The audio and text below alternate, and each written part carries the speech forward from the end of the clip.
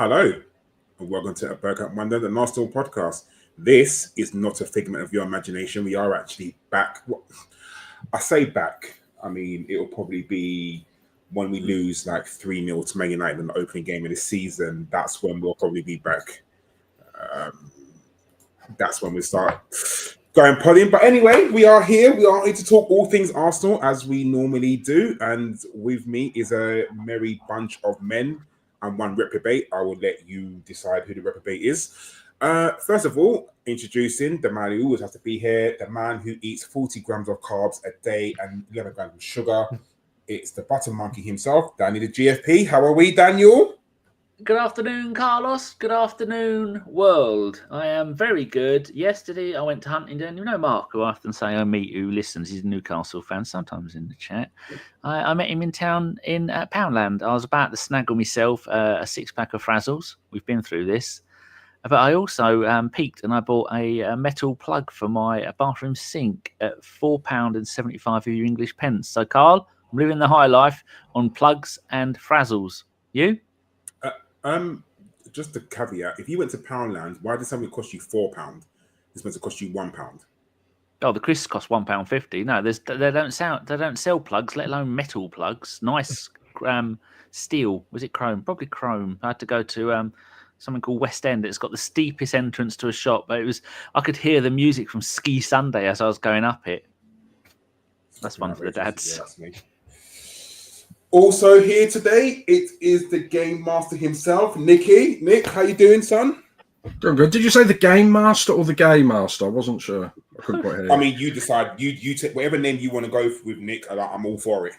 I'll go for Games Master. I remember that show back in the day. That was pretty decent. So I'll go with Games Master. No worries. How are we, Nick? Are you looking forward to the season starting? Yeah, because looks like we've almost signed all the players. I'm just annoyed because all the good famous people keep dying this last week, which is annoying.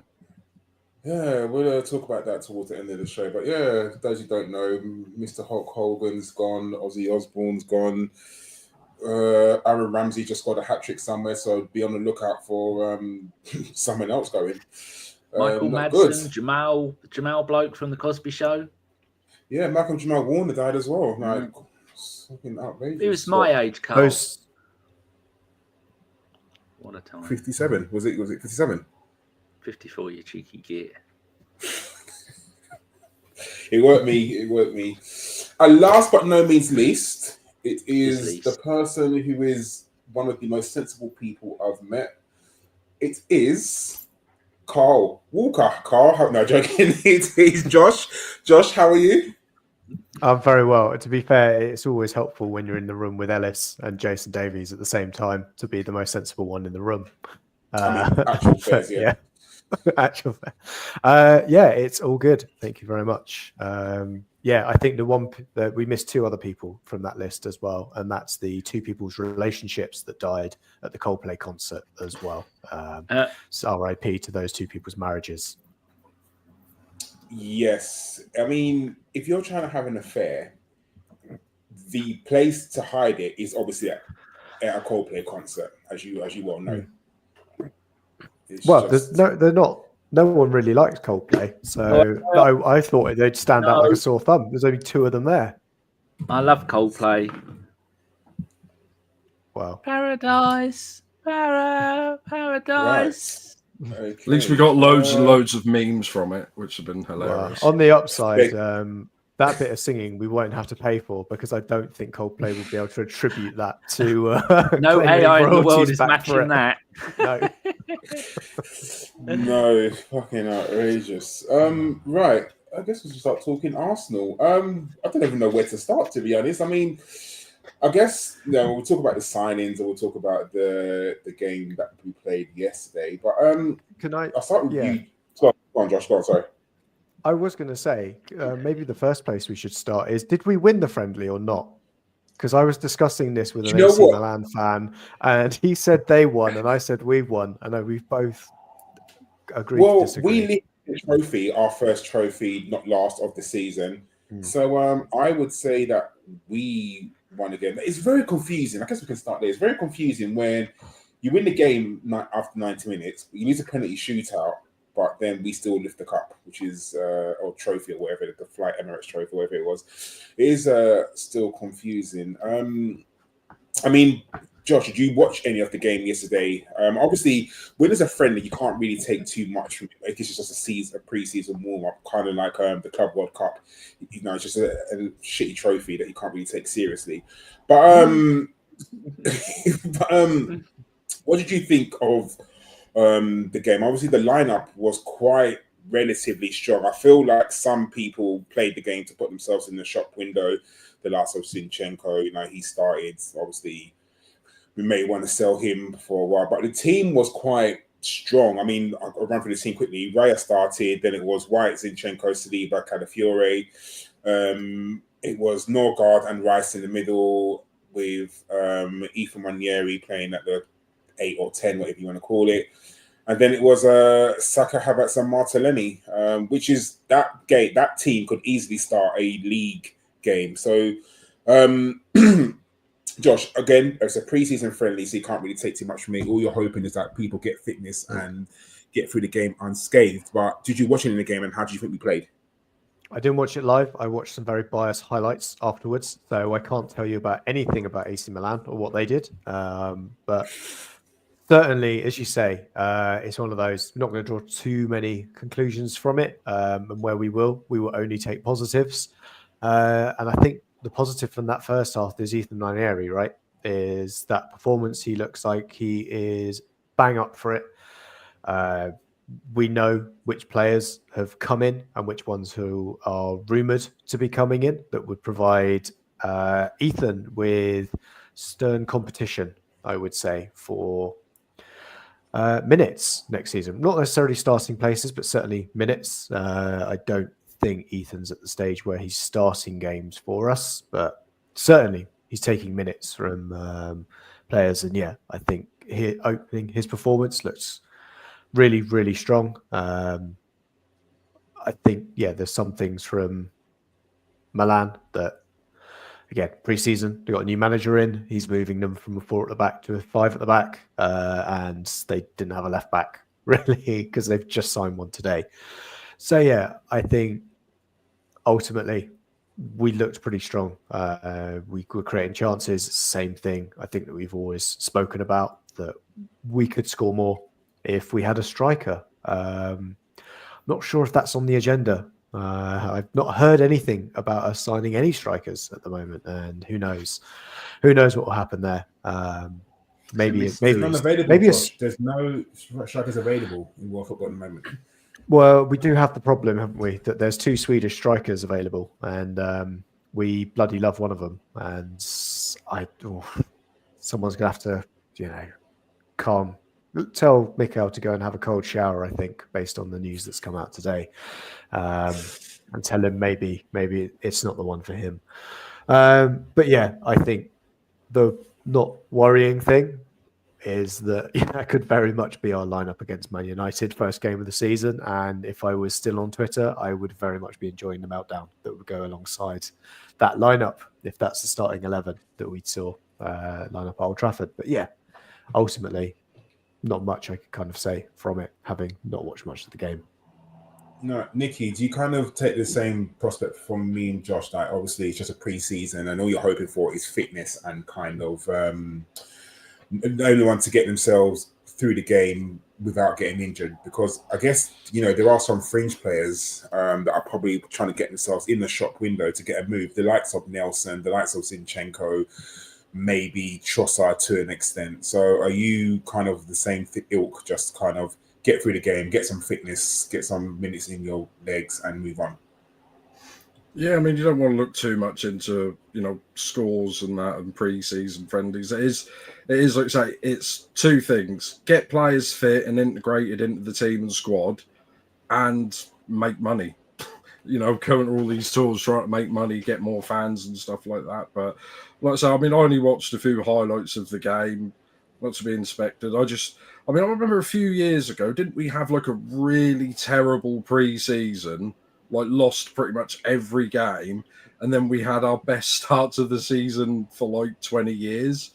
And then we've had it before where we've had a really good pre-season, and then a terrible start. So I don't think there's not really much to score wise, but yeah, it's just got to get your fitness up. But even though it doesn't seem like anyone's actually had any time off this summer. They've had loads of weird tournaments and friendlies and stuff like that, and now we're back. Well, we've got 3 weeks before the start of the season. Is it the early August or is it late August this year? 15th. No, I think it's 15th. Yeah. Oh, middle. Yeah, because I think it wasn't the 8th last year. So yeah, a week later. Well, they'll probably stop it, so we won't have any more winter breaks or any breaks at all. Well, you say that, but if the Club World Cup goes to Saudi, then I think it is going to be a winter break. I think they said, didn't they? Well, anyway, it's a glorified friendly tournament.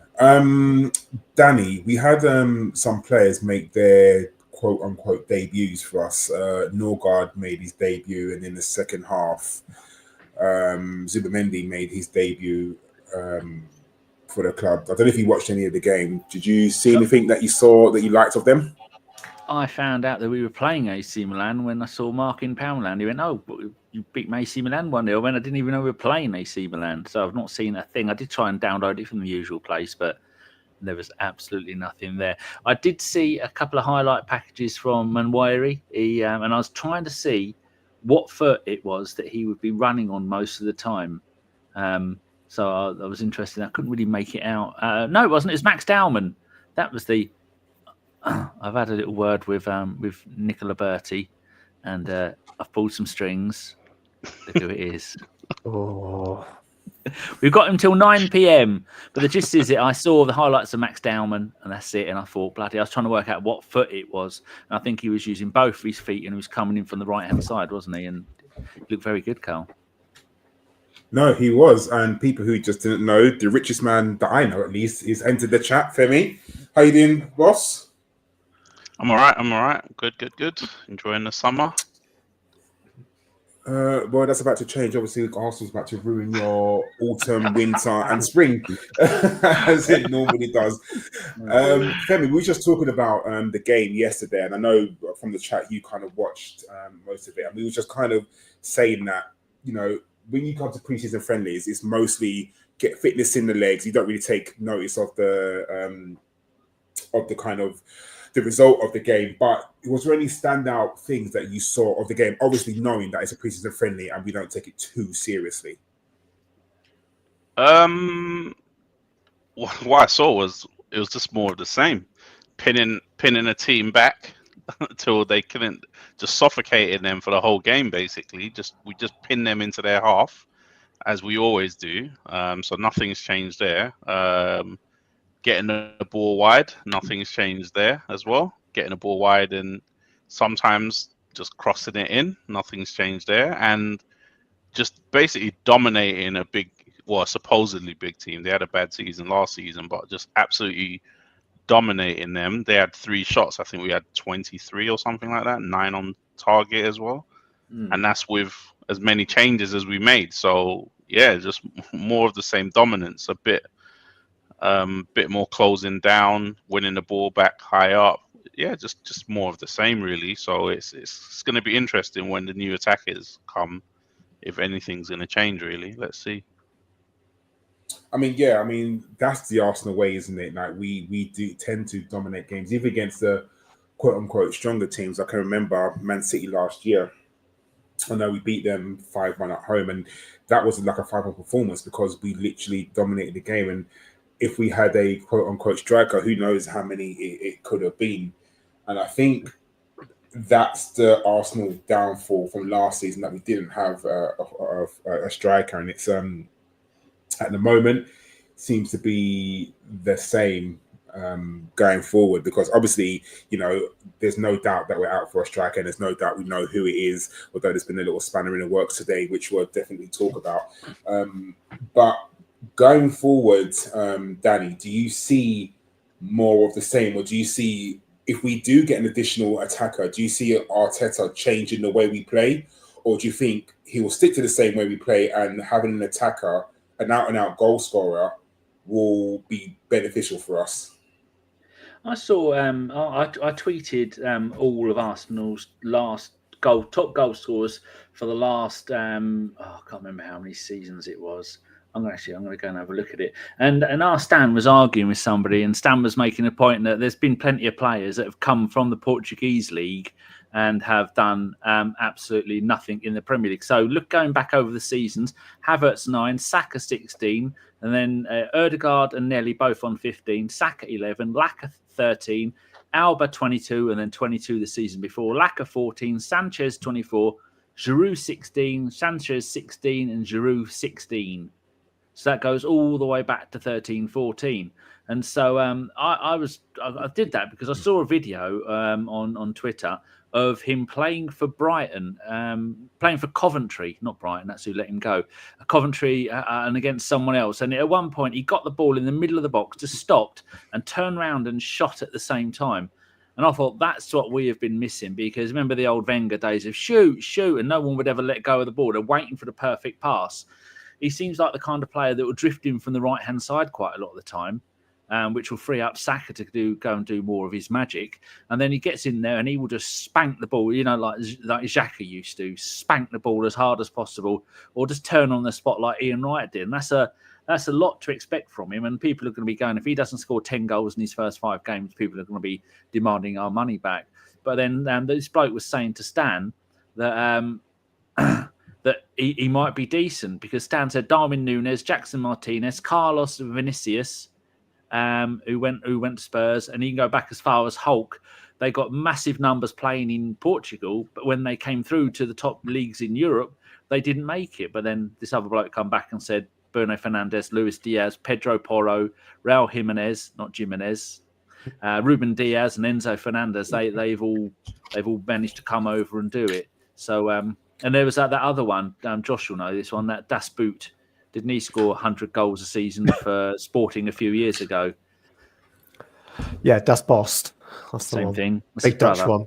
Big Dutch one. Well, I think probably the question I would ask to people is, how many goals was Gyökeres score in the Bundesliga? Is it going to be more or less than 13? Because that's how many Sesko got, right, last season. And if you think he's scoring 39 goals in the league last season. If he translates that to 13, 14 goals, it pretty much shows that it shows that it's going to be our top goal scorer potentially based on just that record. So many games, we've only needed one goal that would have given us a point or a win. We only needed one goal, and we had no one to do it.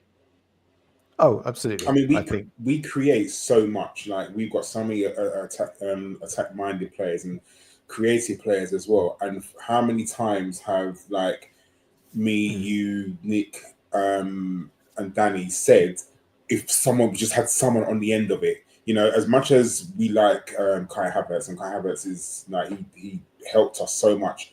He's not an out-and-out striker.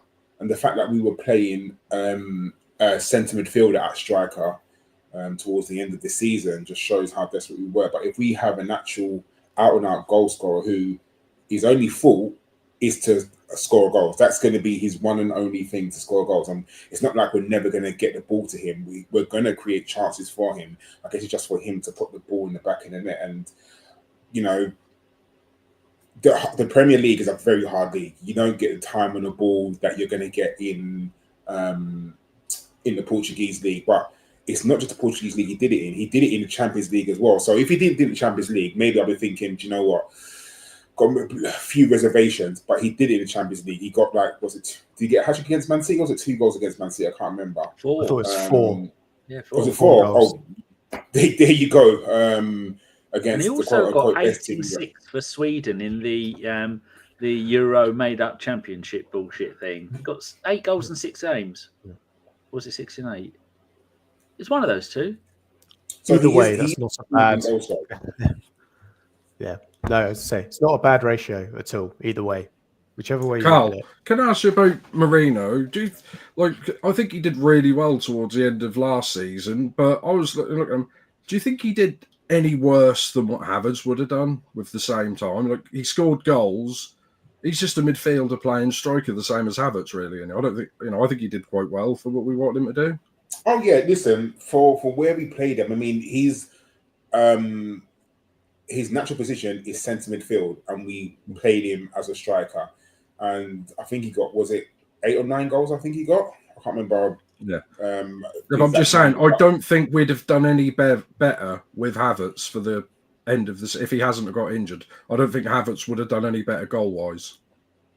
I mean, I can't, without looking back at some of the results towards the end of the season, I can't remember some of the games that he played and that we missed out on. So if I'm just going to literally quickly go back to the end of last season and see. I mean, he scored against Liverpool when we played 2-2. We beat Newcastle. If we had a proper strike against PSG, would we maybe have won that game? I don't know. We lost against Bournemouth at home. We would have been able to play Merino in midfield. That's what we would have been able to do if we had Havertz then. Yeah, because obviously part of Thomas it play. So, yeah. We lost against Bournemouth. If Havertz was playing against Bournemouth, would we have won that game? Who knows? We drew 2-2 with Crystal Palace. If Havertz are playing that game, would we have won that game? So I guess that Brentford as well, we drew 1-1 with them as well. So I guess and Everton as well. So there are some games that I feel that if Havertz was playing, maybe we would have scored. But it's the case. It's just a guessing game. We just won't know. But are we not We're not replacing Havertz with Gyökeres. Are we not replacing Jesus with him? Or is that not the plan? Is that not what we're doing? So I think, and I guess Femi, you can question this as well. I personally think that Jesus won't be back until probably October, November. I know he's doing all these fitness videos. He's probably putting himself in the shop windows, if I'm really honest. But realistically, he's not going to be back till October. By the time he's on the pitch and ready to run with the ball, take tackles. It will be a swapping between Gyökeres and Havertz who plays up front. That's for sure.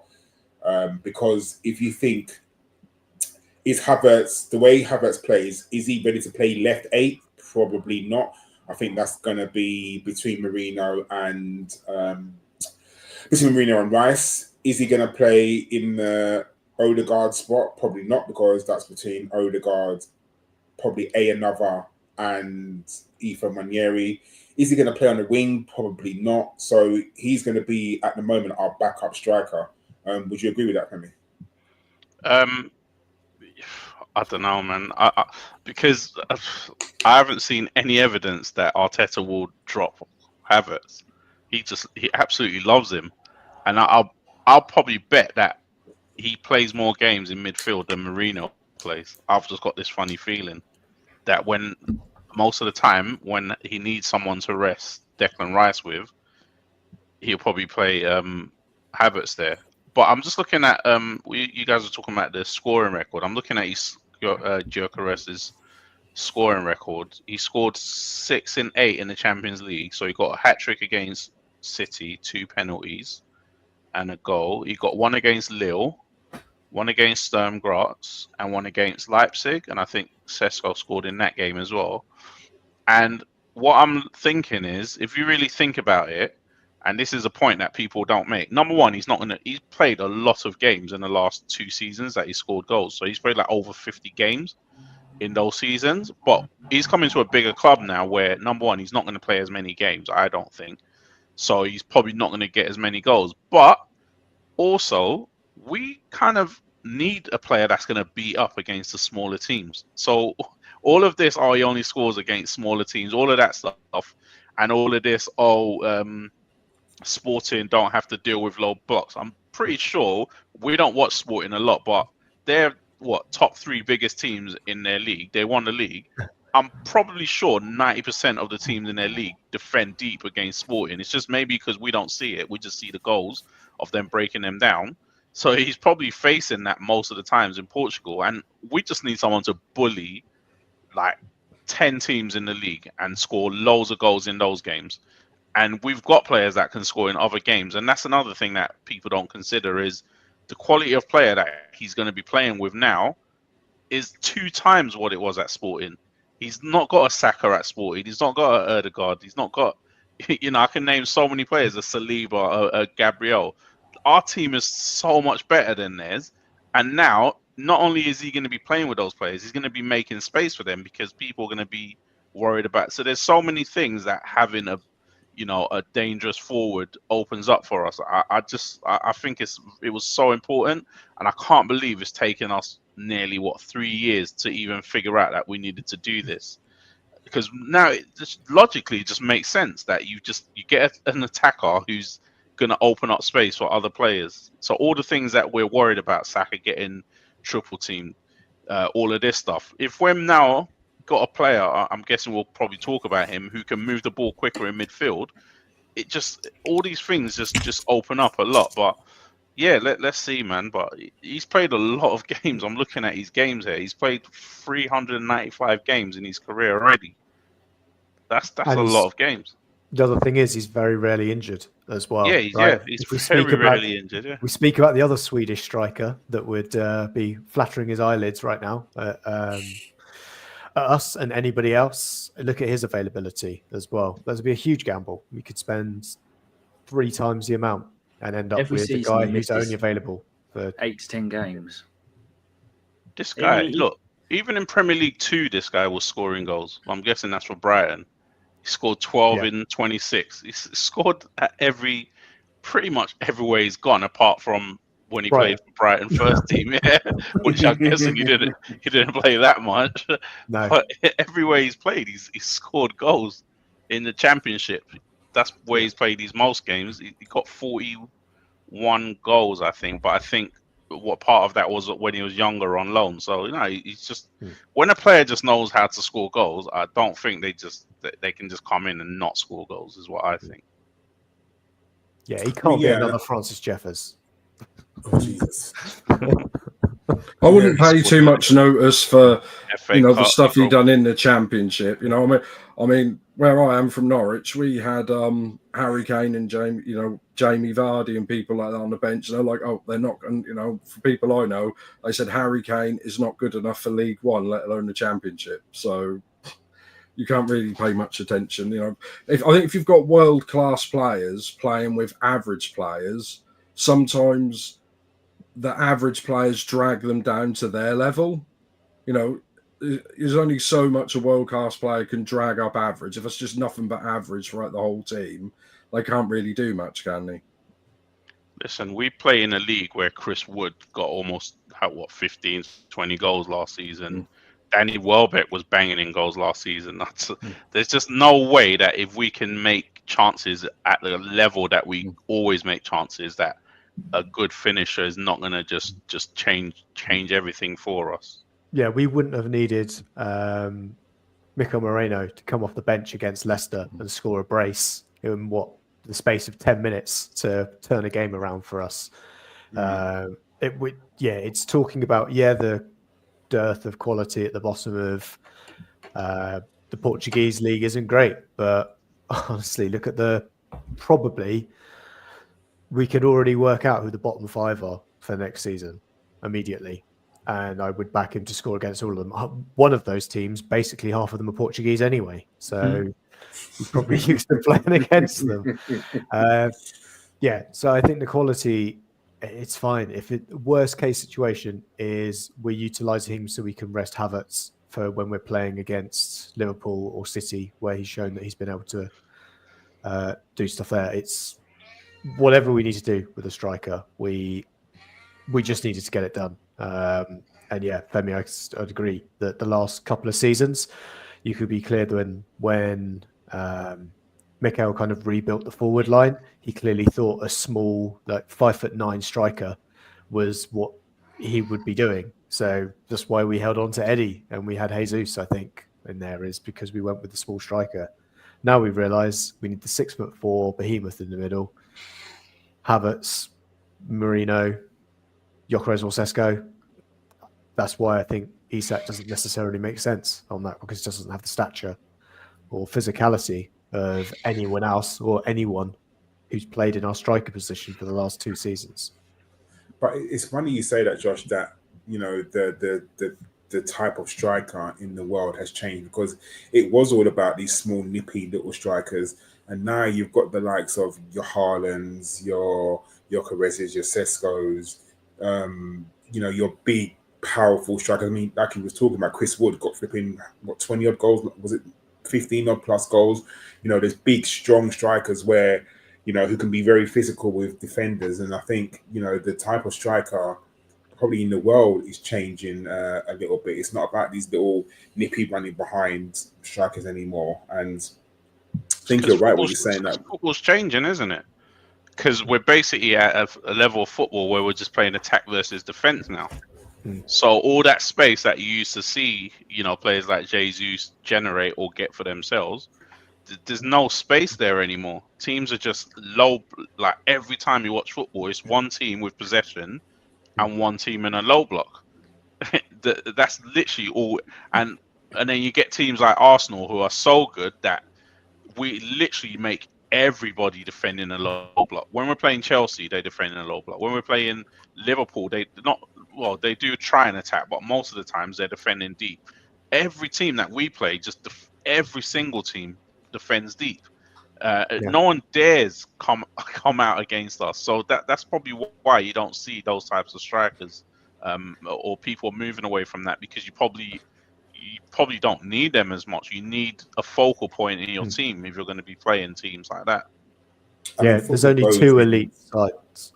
Sorry, I was going to say there's only two elite sides that I can think of that don't have, a big, strong striker up top. One of them being Real Madrid with Mbappe, the other one's PSG with Dembele. But we can put aside what Real Madrid are doing there, and they probably need to sort out what they're doing with their forward line anyway.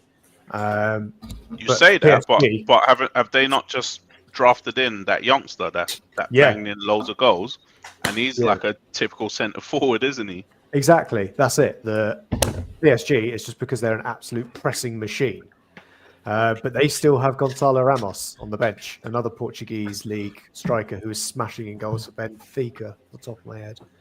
I think it's clearly moved in that direction. It's the way to get out the press, isn't it? That you make sure you have the big guy up top and you can just knock a ball into him when you've got the fast, clever, tricky wingers still in place as well. So, I think whichever way we would have gone, I think I'd be backing it. I think we all would. I think now we're just in the position where we just can't wait.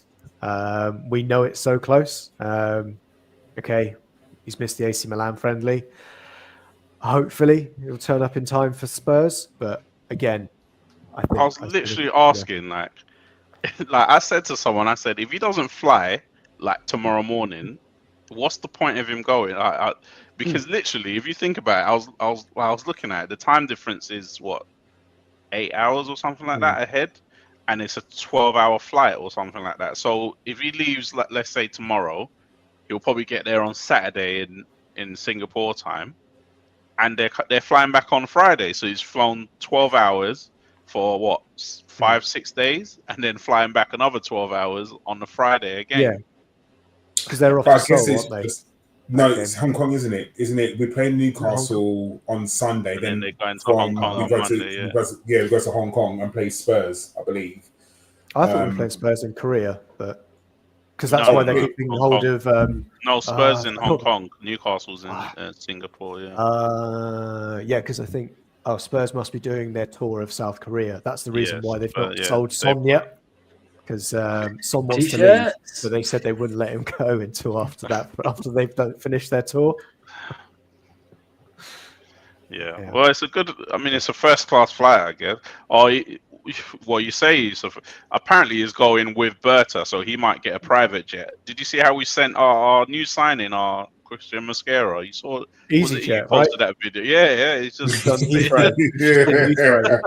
he didn't even have a little private lounge or a priority boarding. It was just to be honest, I thought I saw him at a glance when I loaded up the new training kit, and I was like, "Is that him?"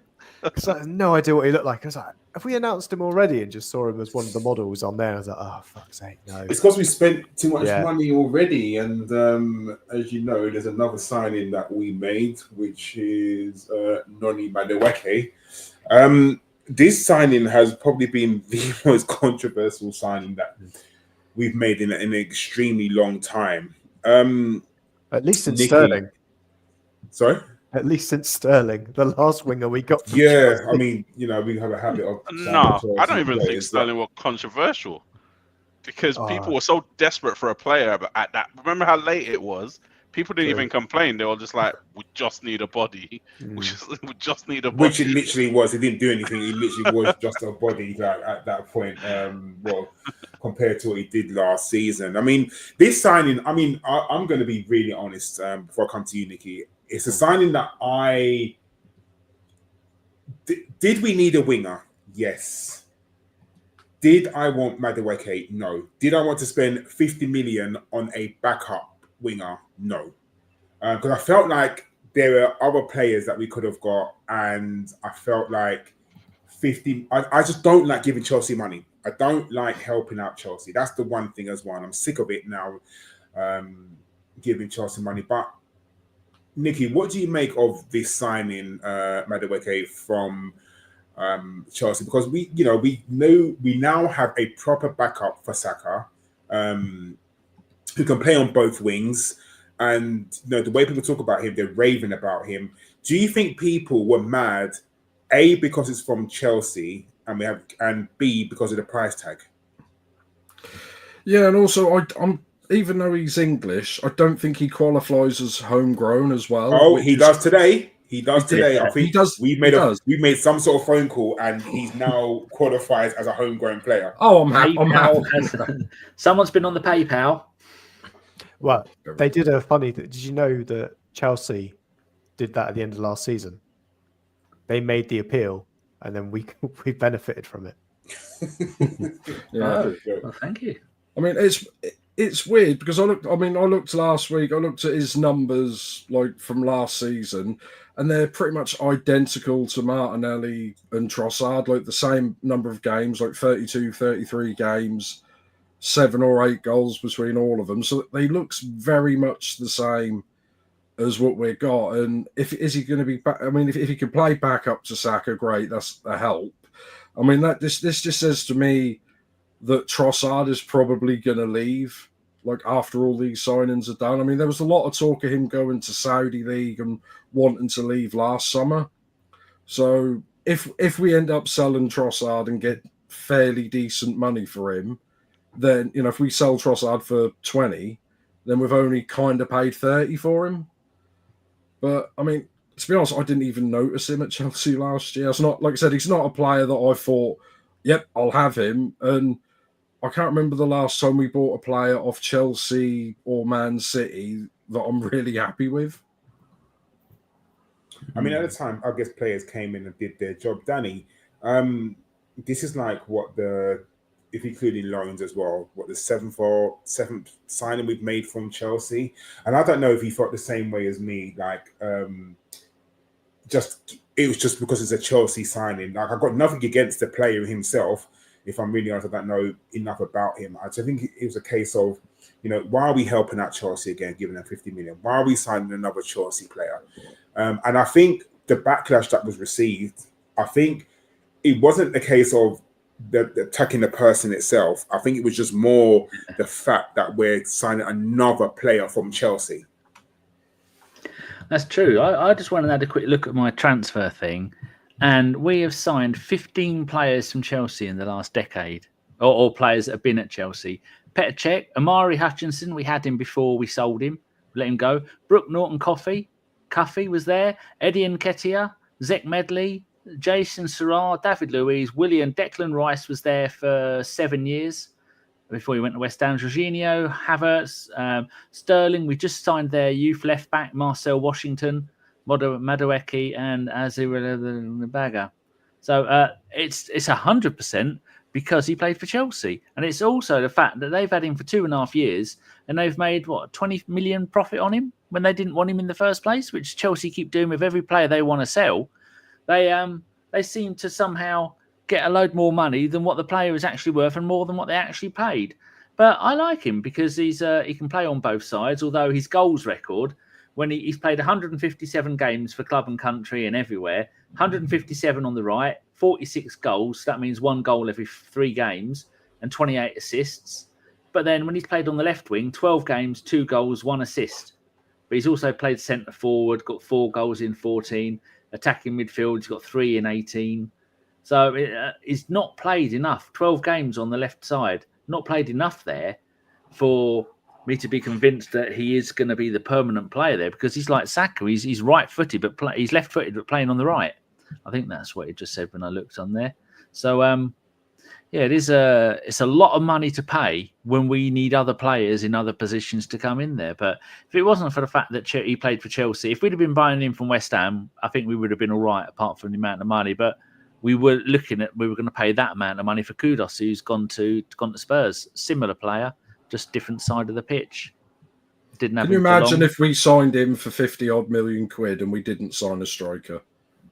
Or we don't? Oh my God. But I think that's one of the issues, right? It's just the order in which things have happened.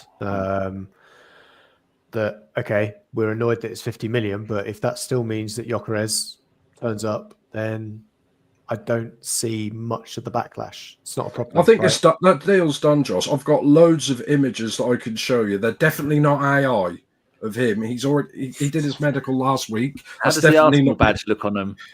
It looks a little bit wonky, I'll give you that. It must have been like a trick of the light or something. One of them and he Chinese was doing his medical. In his medical, it was definitely not a dentist in Turkey from 3 years ago. It's definitely to that. Oh God.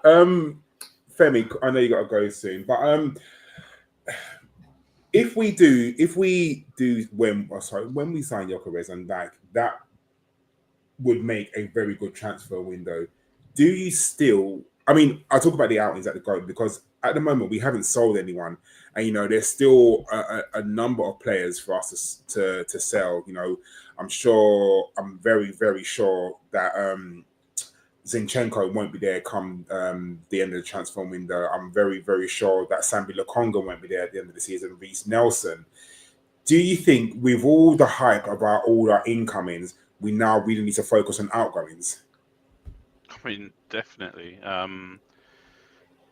because if you just look at it, what have we raised so far? The money that we got for Nuno Tavares, that's it, right? Yeah, nothing else. Sambi we got 3.5 million for Marquinhos as well. Oh yeah. So about 11 million is what we've got. That was very underwhelming. That I didn't even remember him. A few of the free agents that left, a few of the players are left like end of contracts. We're saving on their wages as well, aren't we? Yeah, quite a lot. Yeah, I guess so. But I'm talking about that. So we're looking at transfer fees.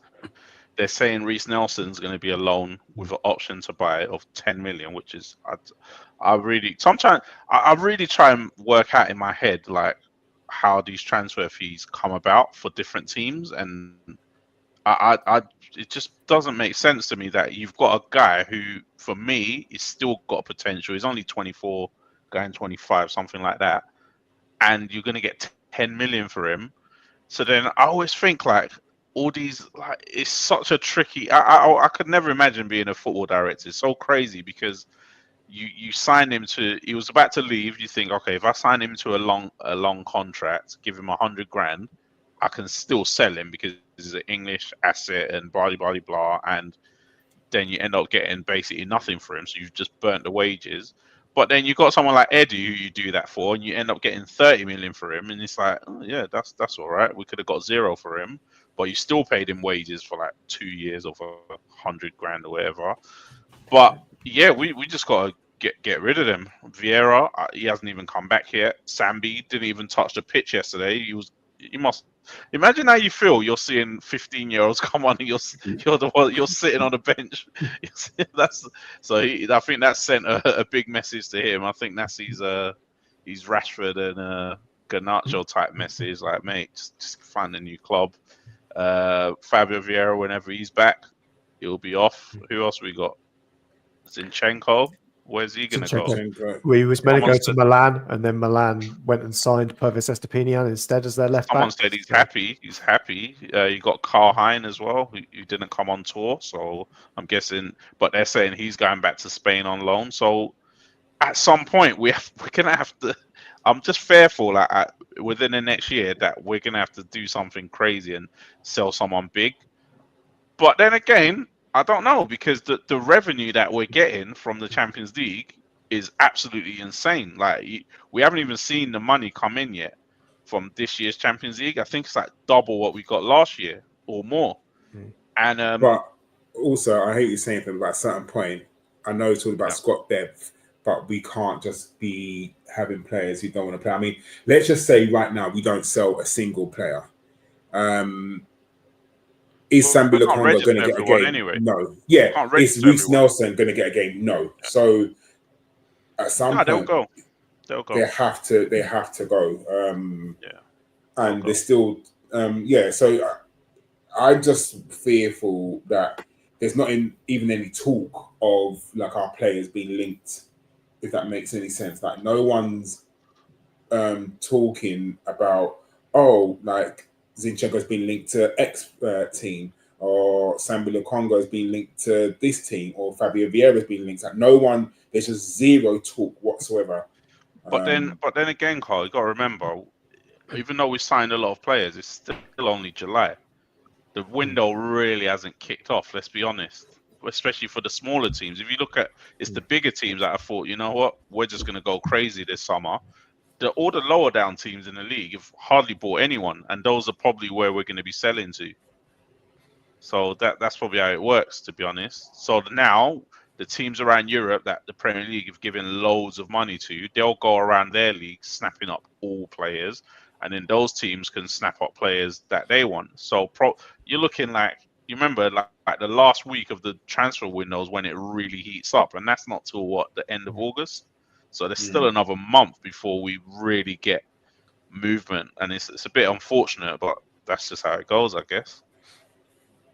True. Yeah, I'd agree with that. That some of the players we're looking at moving on aren't the first choice of the buying team, right? It's possibly Vieira and Porto is the one exception where it's just a case of getting those finances to work, but we talk about someone like Sambi or Zinchenko. It's not necessarily the first choice, otherwise they would already have moved by now. It's people that are thinking, okay, well, we want someone of that profile. First choice isn't available. Second choice has already gone somewhere else. Right, then we're into Reece Nelson territory, for example, as well. There's certainly a lot of outgoings going at the smaller clubs as well, as they try and hit the PSR numbers before they bring anyone in. And have a look and see what certainly what Brighton are doing at the moment. Brentford again. Brentford they've lost how many players from their spine as well as their manager, and captain, and keeper. And keeper. That's probably why I wouldn't sell someone like Reece Nelson. Someone like Brentford might get desperate at the end and say, "Oh yeah, can we just have him?" Yeah, they definitely will. They'll definitely come to that. It wouldn't surprise me if he ends up at Brentford, even for 15, 20, but that's better than a loan fee and a 10 million obligation. But aren't they talking about going for Amari Hutchinson for flipping 35 mil? That's all right. He's right-sided, left-footed winger. So on for the other side. That is mental, isn't it? That's absolutely mental. Karl, Stefan's just stuffed £20 down your pants. Thank you very much. That's Stefan. Well, thank you, Stefan. That goes to Danny's carb fund. 40 different the money to put this back on SoundCloud, because we need we ain't been putting this on SoundCloud. I'm not bothered because it saves me 2 hours of work every show. But thank you very much, Stefan. 40 carbs a day. Danny has 40 different carbs, but 5 a day, but purely just carbs. It's basically, and we work them out, and 38 of those are just different types of crisp, and the other 2 are potato.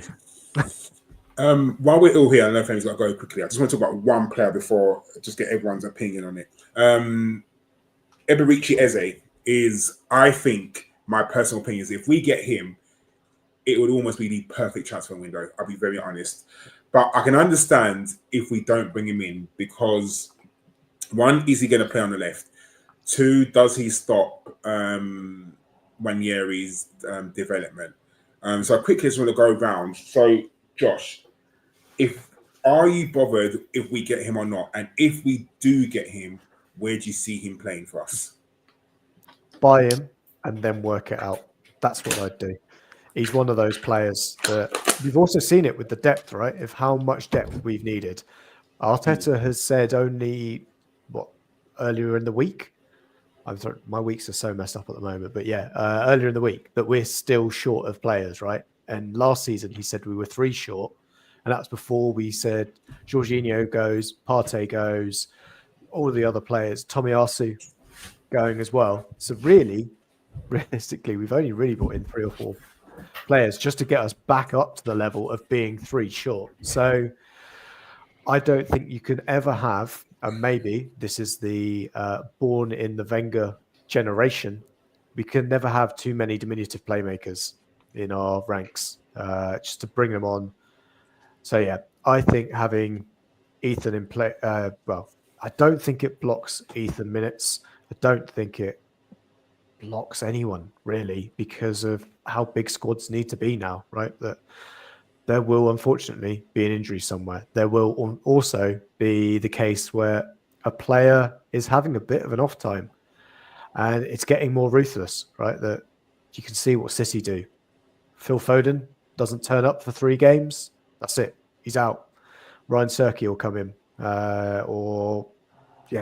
Bernardo Silva will play there instead. They've got so many options. We need to be the same. You can see Liverpool doing it as well right now. The squads are just getting bigger and bigger as there's more and more games, right? To compete in the Champions League. We were dead by the semi-finals, more or less. It was just a shadow of a team. So we need all of those to continue to come in. And I would happily take him. Another homegrown player, which always helps. Another Arsenal player, right? It's we moan about the Barcelona DNA that we've lost a lot of La Masia players in the past. Well, we're a different knock. We can even get a Spurs fan from Barnet to join us. So yeah, is he a Spurs fan? I know he played. He came through the Spurs academy, didn't he? So he never mentioned. Put it this way. No, I was talking about Madueke. Noni. Madueke. Yeah, he was at Palace as well as a kid. Was he? Yeah. Well, let's put it this way. He never said he was an Arsenal fan and he was from Barnet. So chances, I put 2 and 2 together and worked out he's probably a Spurs fan. Go on the Bees. Yeah, what do you think, Femi, quickly? So I know you got to go quickly soon. Would you be in favour of signing Eze? Oh, mate, he's my favourite non-Arsenal player in the league. If we sign him, we're thinking like Man City, which is just a rotating bunch of forwards. That's the only way I can see it. But at the same time, Trossard probably has to leave because he's out of contract, isn't he, in next year? So probably just have to get rid of someone. I just can't see a world where we carry that many forwards. On paper it sounds like just get them all in and everything, but I don't see him playing left 8 and I don't see Declan Rice just missing loads of games, so that's not going to happen. If you sign Norgaard and Zubi for the number 6 position, they're going to rotate that role. You've still got Merino. You've still got, and he's a left-sided player anyway, so he's not exactly going to play on the right side where. So he's not really blocking Ethan's path. So unless you're going to sell Merino, the only thing you can do is sell Trossard. You just have to. But trust me, I would sell anyone on that left-hand side to get him. That's my. But I think he's that good. I think he would be such a game changer for us in so many games. But yeah, no, I'd love it. I'd love it. I mean, Nikki, if you had to choose between selling Trossard or Martinelli, I mean, obviously, I know who you probably go for, but would you be unhappy if we sold Martinelli in order to get Eze in? I don't think. Well, I would be happy because I think he's a really decent player. I don't watch a lot of like the other teams, but I've seen him play, and he's a very good player. But I think we've spent £50 million on a winger already, and I can't see it happening. I'm pretty sure him and Isaac, they're both off to Liverpool because they've got a lot of money to spend. Who's off to Liverpool? You think Esse's to Liverpool? Yeah. Oh God, I think he's got Liverpool. Nah. I think he's got Liverpool. They've got an extra 200 million to spend this summer that they didn't know. Yeah, but they're trying to get rid of 2 forwards. Why would they sign another 2 forwards? That doesn't even make. We're even wondering how Isak even makes sense. And I said the way that makes sense is if they sell their 2 forwards. Well, I mean, they're going to be carrying six forwards. They're going to carry 7 forwards. That's well, a few exactly people what I'm leave. saying. I think Salah could go.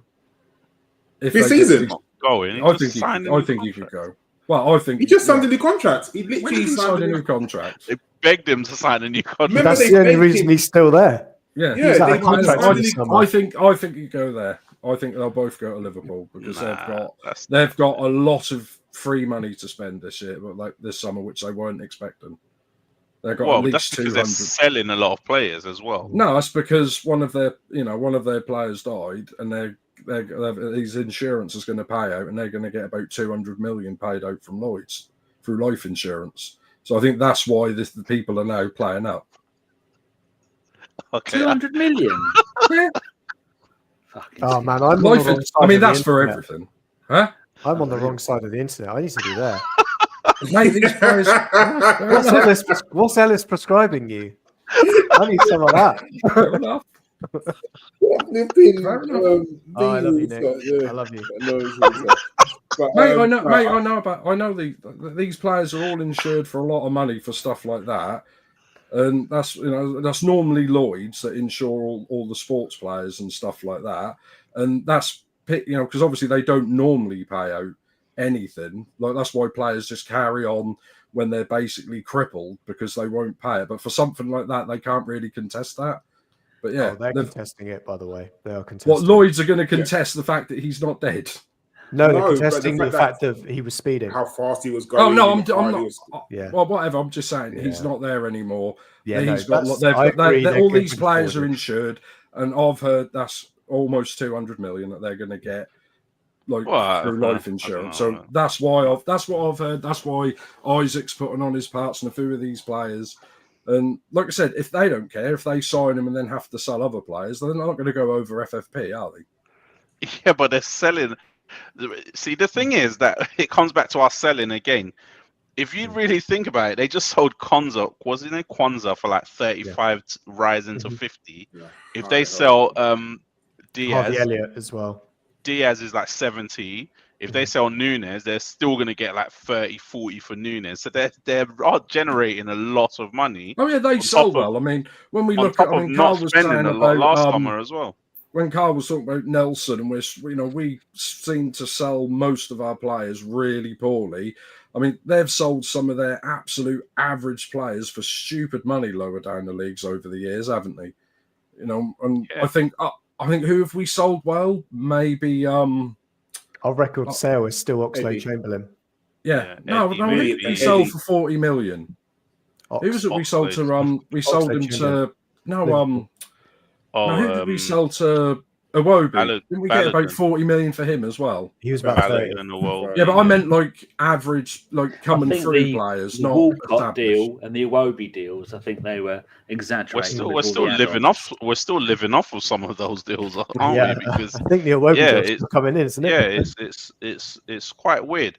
See, what we really need to get better at is things like I was saying Shooting earlier, Aiden Heaven should never have been allowed to leave for free to go to Man United. That's the kind of player you get them to sign.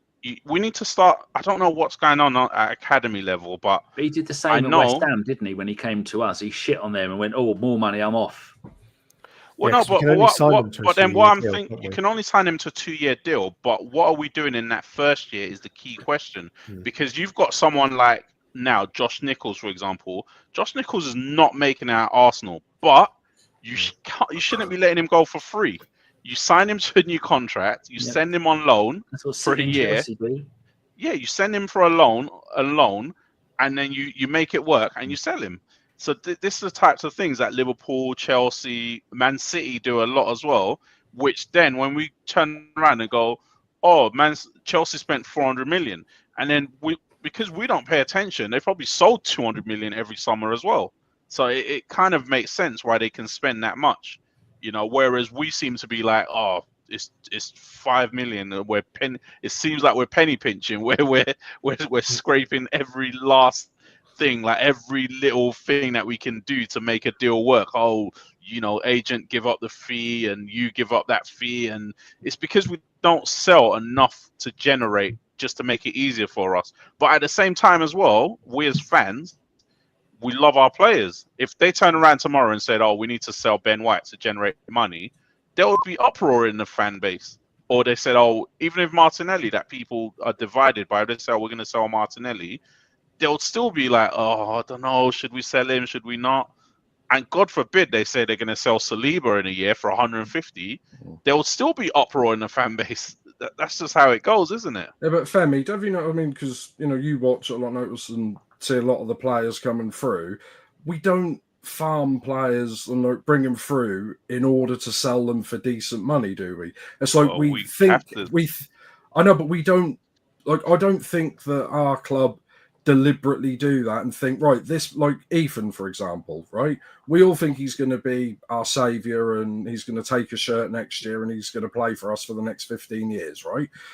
And wherever, I don't see any of our players where they deliberately bring them through, give them game time, make them look so good that they're going to be superstars, and then flog them, and then 2 years later, no one knows where they are because they've dropped down the league. I don't think our club does that.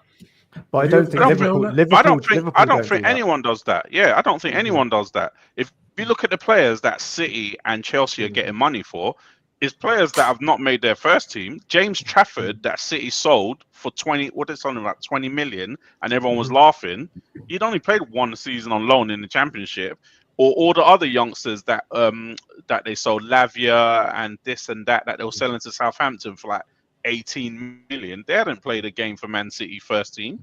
The players that play for the first team, the Oscar Bobs, the Foldens, those ones, they don't sell them. It's the ones that but we don't send our players out on loan to be able to sell them. But there's buying players in order to sell them and make a profit. I'm saying I don't think we plan on making a profit through selling potential and younger players.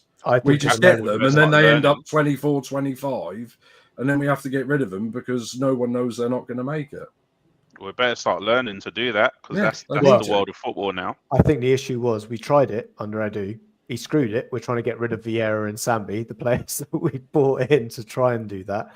And then we were in this damage limitation problem that we needed to go. We can't be concentrating on the Brighton, Brentford, Man City, Chelsea model of bringing in lots of players. We needed to sort out the performances of the first team. The question is, what does Berta do next season or next summer?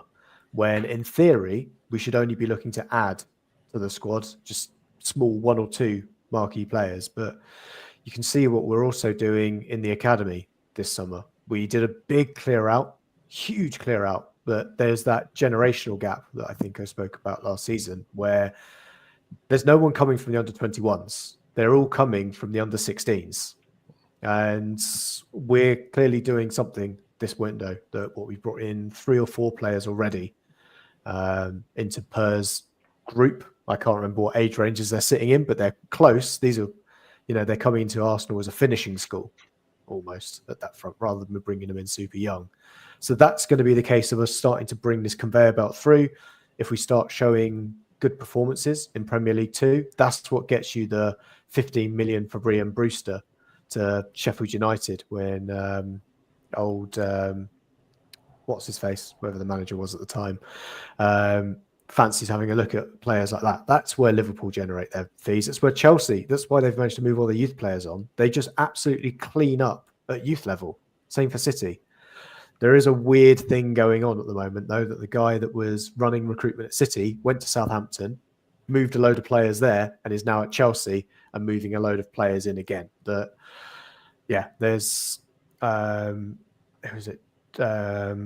Gittins that they've just brought in from Dortmund. Maresca was his coach at youth level at City, and the guy running things behind the scenes at Chelsea was running the academy. So yeah, it's all coming that way. We're just outside of this loop right now. And City, who got paid for those players, they got paid for selling players like Gittins, like what's his name, Jadon Sancho, but they also put a sell-on clause in those, so they got paid again when they moved to another big.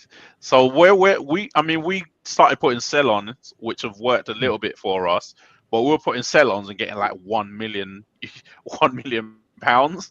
City were getting like 7 million and putting a sell-on, and then their players were getting flogged for like 50-60 million back to the English Premier League, and they're getting another 20 million or 10 million on top of that. So it will come around. But yeah, like Josh says, our under 21s is an absolute joke. I think they're going to get relegated this season because they've got no players basically that are under 21s. They've got about 6 players in that age group.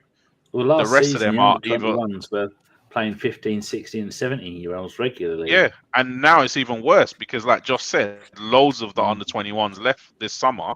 So your under 21s are going to get absolutely spanked every week. They don't even have a manager right now. Yeah, he went to Chelsea, didn't he?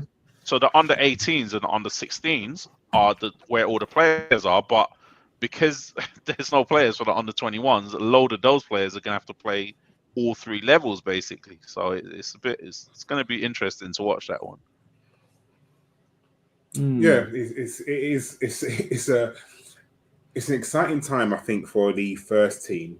But like we were just talking about, lower down, it's not, I guess, not worrying, but I think there's a lot of work to do there. So Per Saka, who's head of youth development, I guess he's got his work cut out, hasn't he? Because he's got to try and find players. And if we don't sell certain players, then I guess it's a case of, do the players they played that don't sell in our first team play in under 21s? The likes of, I think you're allowed 3 over 21 players, I think it is, or something along them lines. So even just for fitness, do you put Reece Nelson playing in the under 21s? Is he going to be happy playing there? Of course he's not.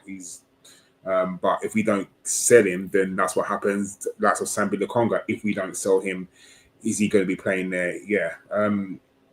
But I do think, as excited as we are about, all the incomings, I think we do have to start thinking about, players going out and generating a little bit of money, because that's what football is at the moment. It's just a money game. It's just literally moving money from one place to another and seeing who can get the most money for a player, and then trying to reinvest it. And I think when you was talking about, all of you was talking about getting players and trying to play them and selling them on, I think we have to remember that when Mikel came in, our team was in absolute disarray. I think you remember we had flipping David Luiz at the back, who we just didn't want to play, Guendouzi, those sort of players. And it's taken a while to get where we are now. And it's almost a case of, I remember going into the start of the season last season, and, I think I can go back a year today, and we would all been talking about, we need a striker, and we never got one. And everyone was like, what the fuck? Everyone could see that we need a striker, but we never got one. And I think now we're going to get one. I think there's a little bit of excitement. We've kind of got the players that we want in. There's always a time that we want more. Look at all the players we got, and we still want Eze. And if we get him, like I said, for me, it's almost a perfect transfer window. But I think for the very first time in a long time, I'm actually really, really excited for the start of the season and this team, because I just want to see where they can go. It's, if you had told me 2 or 3 seasons ago we got Man United the first game of the season, I would have been shitting myself. At this point right now, I'm thinking to myself, if we don't beat them by at least 2 clear goals, I'm actually kind of disappointed, because we should be. And I think there's a little bit of a feel-good factor around the club. I don't want to say that's arrogance over confidence, but I am confident that we'll do well this season. Of course, the likes of Liverpool are going to be up there. Look at their forward line. You know what I mean? They've got a great team. Chelsea, the amount of players that they're holding, are they going to be there or thereabouts? Yeah, you can't discount Chelsea at all. Man City, are they going to be up there as well? Of course. You can almost write the top three at the moment, and then it's the top four, I should say, and then from there you kind of go on. But for me, and I don't know if I'll go around to everyone else, aren't you excited about this season, or are you still thinking that we genuinely need more? Danny, so are you excited for the start of the season, or are you thinking that we do need more? Well, everybody's fit at the moment, apart from Jesus. We got rid of Tomiyasu the Croc, which is really important and a very clever decision. And the transfer we haven't mentioned is Kepa. He's only 30. He's not 31 till October. He's cost £5 million. That was a goalkeeper that cost 73 million quid, 8 years ago? And so he's a fantastic backup goalkeeper. That is an amazing bit of business. Even if he only stays with us for a year or two, we'll get loads more money back than that, because he signed a contract until 2028. So that's a 3-year contract. We sell him after 2 years. If he's good, we'll get 15, 20 million for him. Might even cover his wages. But I am looking through the whole squad. I'm quite excited of all the players. And I was also looking at the how many games some of the players played last season. Season total, Raya 55, Saliba 51. That's not really going to change, because Mosquera isn't really going to break into those two. Maybe for the smaller games, because we saw Gabriel start some of the League Cup games, didn't we? And the early Champions League games. Partey played 52. Timber played 48. Well, now Ben White's back and looking good, according to the reports that I read about the Milan game. He was looking good on the right-hand side. That's going to help Saka with the creativity. Nelly 51. Gabriel 42, and then Odegaard played 45 games, and then Trossard played 56 games. I think this season we're not going to have many players playing 50 games. Hopefully, maybe Raya, but hopefully not. The Kepa will take over and do some of the less important games. But we're not going to get to the point in February or March when we start playing 2 games a week, or if you include like Saturday midweek and then a Sunday, that's 3 games in the space of 8 days. Our players were knackered. We saw them at the end of the game, like Havertz was one of them, where he stopped playing at Christmas, but we'd see them just going down on their haunches because they'd given everything. They were knackered, and we looked at the bench and go, we've basically got a cup full of sperm on the bench wiggling around, not able to bring any of them on. And now we've got full-grown adults who can come on, make a difference, and change the game if we need to. So we're not going to milk every bit of ability out of those players during the season. They're going to be able to rest them and rotate them. And I think that's the whole point of doing this. We're just a season behind what we should have done, because from 2 seasons ago to last season was a massive drop down because we didn't have the players to come in and do what he wanted. And this season, I think he said to them, look, last season you didn't give me the money for the players, or Edu couldn't get the players in that I wanted. You really need to get it done. And finally, my favourite tweet of the season, so pre-season so far, someone said, ring up Edu and fire him again. But yeah, I'm excited. What about you, Josh? Are you excited for this season, or do you still think we're missing 1 player or 2 players? I think I'd probably judge the window when it ends, when it closes, because, if I looked right now, I could suddenly be a big old baby, if to quote Roy Keane, just being a big old baby and throw my toys out the pram that a striker hasn't signed yet, despite the fact that we're trying to find which private jet do we put him on and asking what food does he want to eat for his in-flight meal. I think there was someone on Arse blog that put it perfectly, that we keep judging transfers like you're going to try and buy an outfit, and we're judging the tie without seeing the rest of it. And we've not bought the shirt yet, but when the shirt comes in, then the tie will look great with it. And it's that kind of thing I'm just waiting for. But ultimately, I think we're moving into it. City, They've made some decent transfers. It might be a very tall glass of copium that I'm drinking when it comes to Liverpool, but I don't think they'll be as balanced. And I don't think they'll be as strong next season. Yeah, it's the weakest Premier League in best part of a decade, I think. Did you say the weakest? Yeah, last season. I mean, Liverpool just were doing so well. Yeah, last season. You think so? I think think it was a lot of players off. It was too strong. The Premier League, and now it's even. Yeah, but look at the money that everyone is. It's not like some teams are spending money. Everyone's buying good players. I think also, Josh made a point a while ago. Said the lower Premier League teams can afford to keep their best players now. So I think some of the bigger teams were rubbish, Spurs and Man United, but some of the lower teams were better than what they usually are when you take out the bottom 5. But the quality of the Premier League, Liverpool just trounced everybody apart from us. Well, Liverpool did, but what you got to remember is what happened with us is probably what I was expecting to happen throughout the league, which was, well, forget us because we were an anomaly because we should have been closer to Liverpool if we didn't draw so many games. We didn't actually lose that many games. So if you look at the rest of the league, though, everyone was just beating everyone. Even someone like Spurs, who finished 17th, I'm pretty sure they had like won more than most of the teams in the top half in terms of winning games. They just lose a lot, but they either win or lose. They don't draw a lot. So what you've got is a really, really strong league. Because I'll tell you how you know it's a strong league. If you look at anyone's fixture list, let's say ours, for example, you will not see a week where you think, oh my God, that's going to be a hard game. That's going to be, or a group of games that you think there's 3 easy games here where you can breathe. It's just non-stop hard games.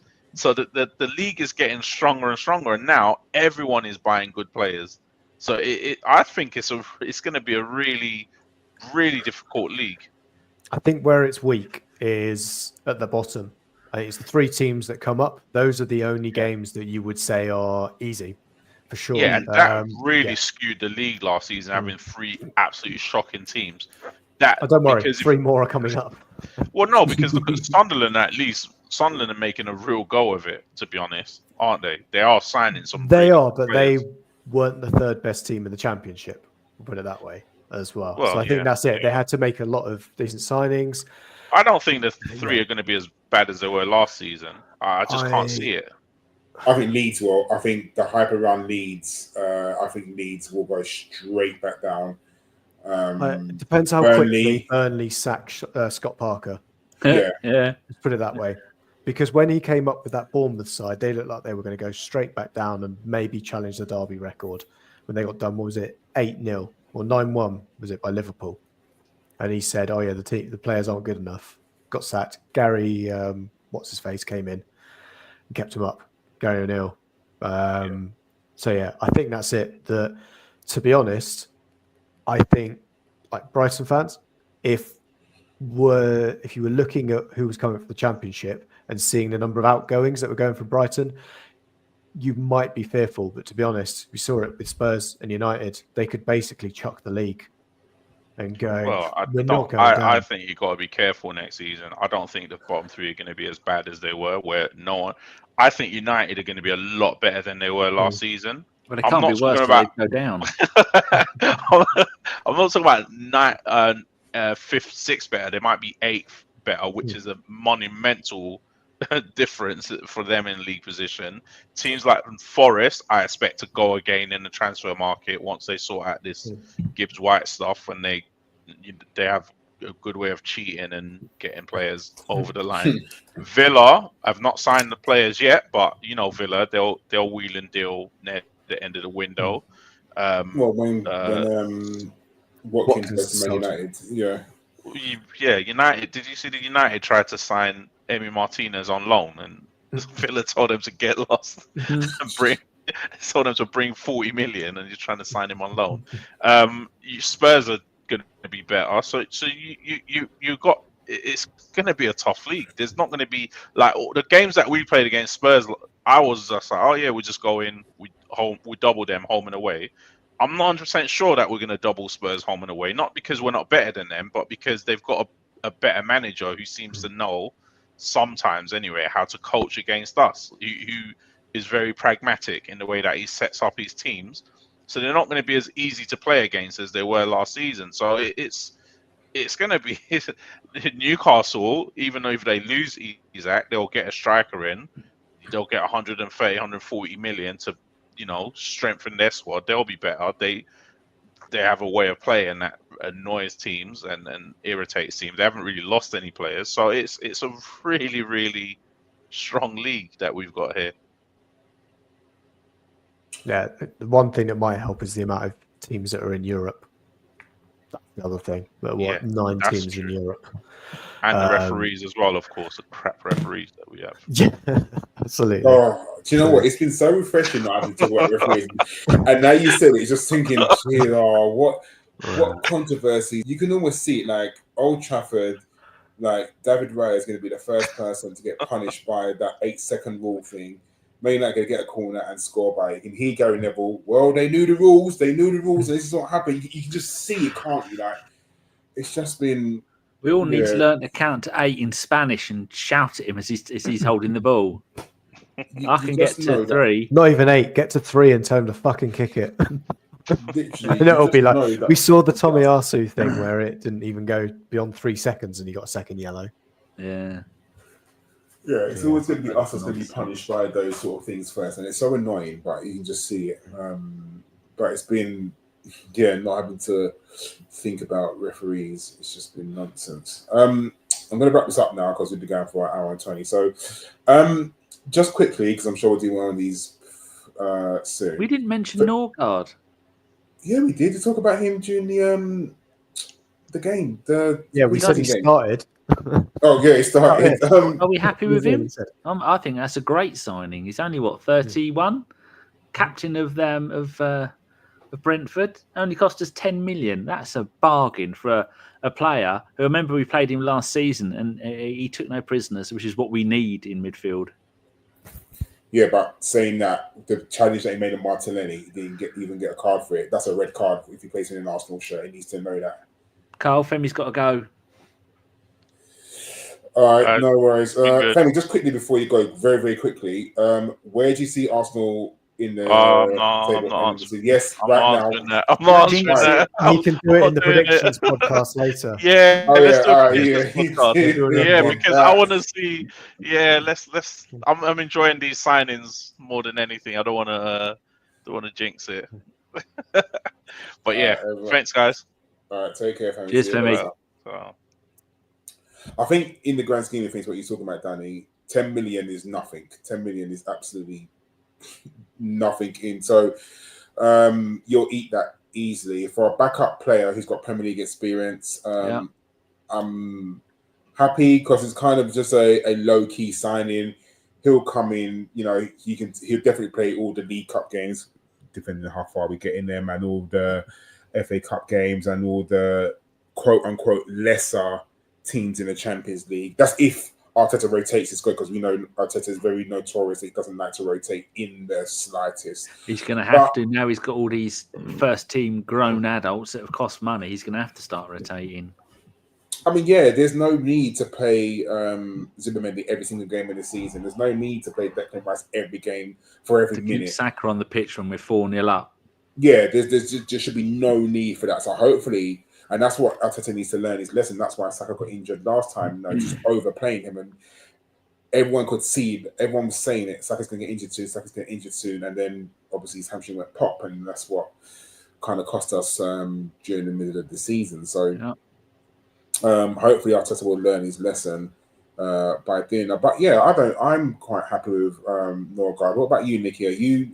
Like I said, 10 million in this day and age is literally no money. So kind of a low-key signing. He's coming and he'll do a job for us.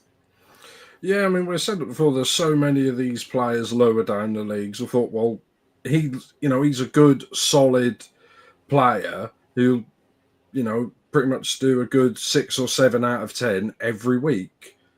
And they might not be the Hollywood players that everyone wants, but they're just as important, because if they do their job properly in midfield, then all the other flary, flashy players can go off and score the goals. So what's the point of buying a striker that can score the goals if no one else can stop, shore up the midfield and stop them coming the other way? Yeah. True. And I guess what we need is someone who can come on, see the last 20 minutes out of the game, and just hold us. Like if we're winning, just do that. And I think that's kind of missing. It's just a case of whether Arteta does trust his squad, because he's going to need to learn to trust his squad immensely. When we've got a Champions League away game and you're playing a home game and we're up, take off a player with half an hour, 20 minutes to go and get these other players to see the game out. Hopefully, that's what we'll do. Hopefully, yeah. Yeah. We play. Who do we play? We play Newcastle next, and then we play Spurs. Just very quickly, I am not a fan of playing Premier League teams in friendlies. I flipping hate it. It's stupid, isn't it? We shouldn't be doing it. I understand it's about revenue, but I'm not a fan of it. Josh, what about you? I don't know. Maybe I'm just old school. We should be playing some no-name team from Sweden somewhere, batter them 16-0. And we should be playing like, I get that we should be playing like an AC Milan, a Barcelona, or someone like that. But a Premier League team, I'm just not a fan of it. I guess the main issue we've got is the Club World Cup. All of the teams who would have played all basically went there. Everyone that we're playing didn't go to the Club World Cup. I think that's it. It's as simple as that. We started with, AC Milan weren't there, Liverpool weren't there, Newcastle weren't there, Spurs weren't there. It's probably, hate to say it, the biggest clubs that weren't in attendance at that tournament, to be honest. But the only other thing is maybe we'd have some Portuguese teams. Probably Sporting Lisbon don't want to have much to do with us this window. So only leaves us Benfica, who I swear we play every single pre-season. Cup-wise. And a French team. Right. Yeah. And I think I've had enough of French teams at the moment. And we want someone of good quality a little bit. Although, maybe we could have found Lorient and battered them. Or Caen. One of those teams in France. Caen are bloody Division 3 now. There we go. We get there about 18 goals against them. Well, it just annoys me with the pre-season friendlies. You can understand why they do it, because the one we're in at the moment is called the Singapore Festival of Football, and then we've got the Hong Kong Football Festival, and then we've got the Emirates Cup. These are all money-making things. It's not like in the George Graham days where we go and play 6 games in Scandinavia purely just for fitness and getting tactics together. You don't do that anymore. It's how much money can we make in the summer to try and cover some of the players and the wages and all that stuff. And those people who organise those festivals, they must be paying tens of millions. Would that make a lot of money? Didn't we already play Watford as well? Oh, behind doors friendly. Yeah. So that's where we're playing. 2-0 or 3-0. Yeah. I think that's where we're doing a bit more of a... Plus the reserves are playing, aren't they? They always play local teams. Yeah. Usually get spanked by St Albans or something like that. Yeah. I think we'll find someone. Yeah, I think they played Bournemouth, didn't they? And I think they beat them. Sure, they beat them. I saw it somewhere. So that's a Bergkamp Rundown, an Arsenal podcast. I'm sure we'll do one when that bomb drops and we sign the Swedish striker. Which Swedish striker we're going to sign? Who knows? Yeah. But I'm sure we'll sign one of them. And I think the internet may break that day, genuinely, because it's a player that we wanted a player that we wanted for a long time, and Arsenal needed a striker. And when that striker comes, I'm sure we'll drop another podcast, and just be careful because your phone will heat up with all the retweets that will happen. Nikki, thank you for coming on tonight. Always a pleasure to be on with you boys. Josh, thank you for taking time out your busy schedule. That's all right. It's been an absolute pleasure. Danny, I'm not thanking you because you have to be here. I'm not thanking you because I don't have a reason. Just not. No. That's fine. Everyone, take care. Thank you for listening. It's much appreciated. We will be back soon, and we haven't quite worked out what we're doing next season, but I'm sure we'll have a plan, and then we'll break it within the first 2 weeks, and then there'll be an emergency podcast when we lose to Liverpool 3-0, and Chris is going apoplectic, saying that we should have signed a little French striker that he knows. That plays I'd like to put for the predictions league. At what point does Chris call Berta a fraud? I'd